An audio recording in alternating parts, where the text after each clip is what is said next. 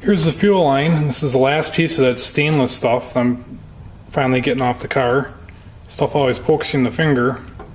And I'm going to put the new piece on with clamps that fit it properly instead of having a big overhang like that. I'm getting ready to install the heater valve on the back of the intake there. This controls the flow to the heater core. So here's the valve in the on position, and here it's in the off position. It's controlled by a cable. My assistant's operating the controls here. It's in the off position when it flip it over to the on. Pretty archaic system, but really not a whole lot to go wrong there. I'm on to trying to get all the pulleys to line up here, and the alternator actually lined up pretty good on that back slot there, and the power steering pump is kicked out a little bit. This belt's got to come back some.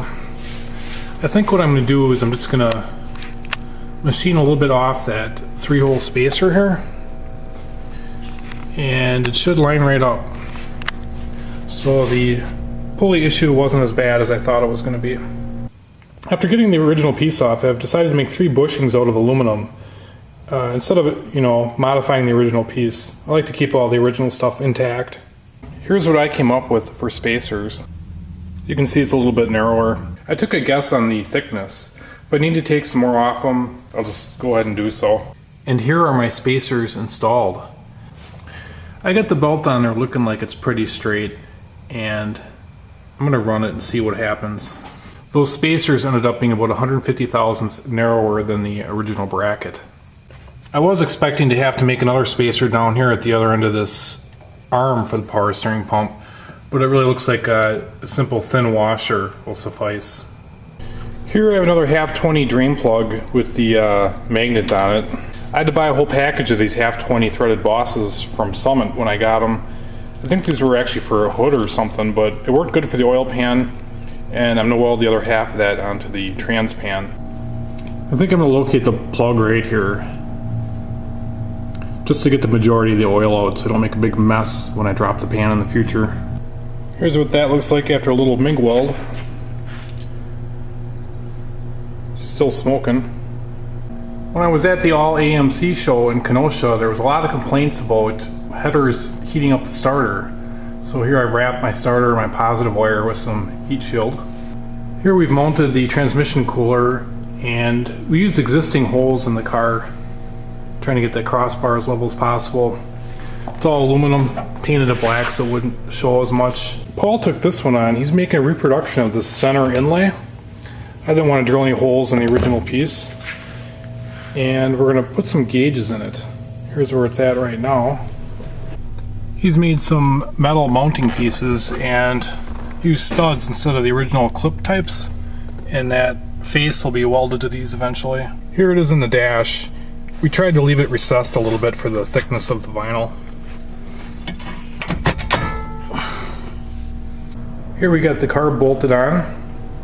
We have a split spacer beneath it, and we're getting ready to try this Summit fuel line kit. The filter is built into it there. If you have any issues with that, I'll be sure to film them.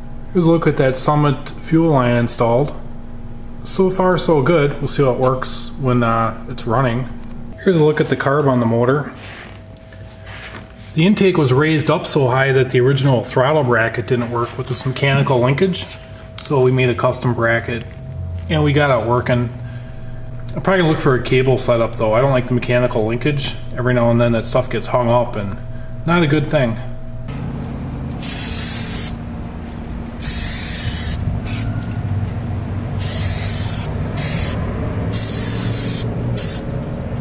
My hands are all gooey.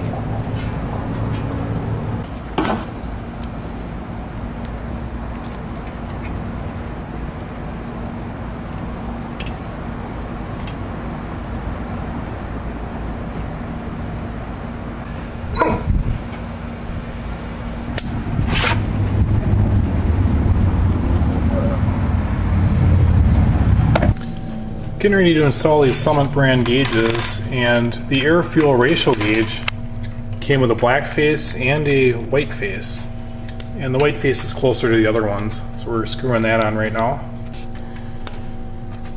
Alright, covering the gauge cluster bracket is finished now, and we just put some gauges in here to hold the vinyl down because you got to pull it around, make little slits and glue it down.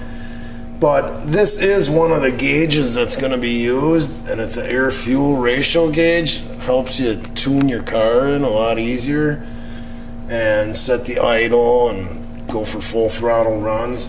But look at this thing. It sticks out way beyond what the other gauges. These are just temporary. These are the ones he's going to run, but unless you could find 2 more gauges with that kind of a bezel, it's going to look goofy. Alright, here's the finished product. You can see that the naugahyde that was used was as close to match the grain on the dash as what they had at one of them ladies' fabric stores.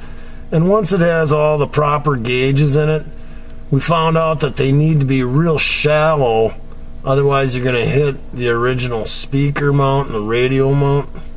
And with the black, I think the silver face gauges will look, it'll make it pop better. It'll look like it was professionally made.